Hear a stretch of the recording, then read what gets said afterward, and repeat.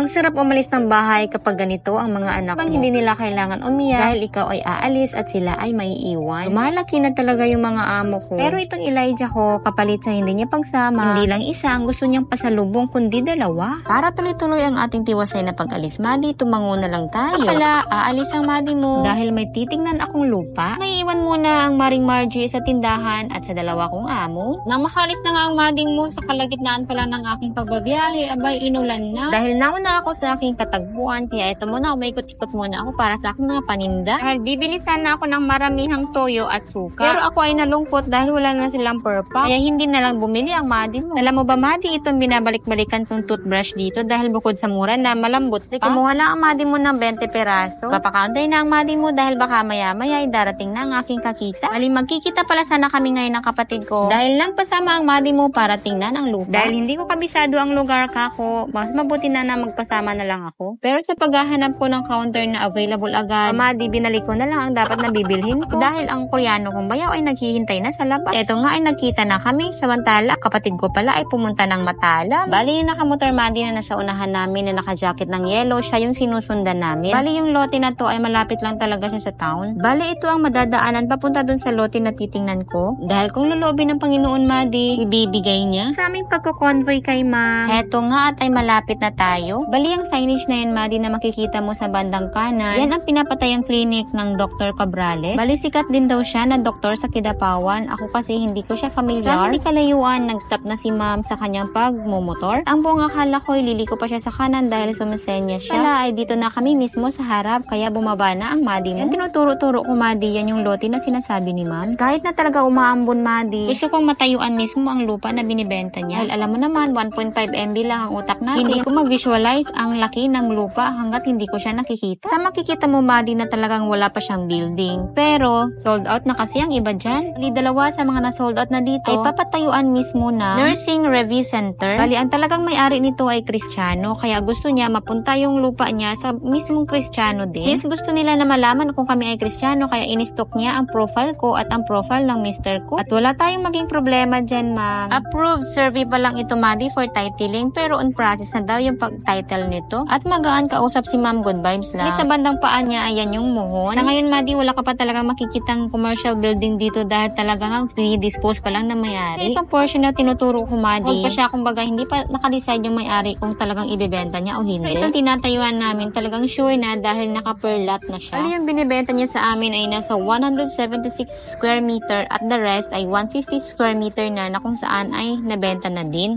Ang kagandahan dito ay nasa gilid na siya mismo ng kalsada. Yan naman sa harap ng mismong lot na binibenta. I-explain naman si ma'am tungkol dito. Medyo lumalakas na talaga yung ambon Madi. Kaya nagpasalamat na lang din ako sa kanya at nagpaalam na din dahil talagang lumalakas na yung ambon. Sabi ko pa ako mag-chat-chat na lang kung ano ang magiging resulta. Madi, salamat sa pagsama sa amin ngayong araw. Bukas ulit ha. Follow for more. See you.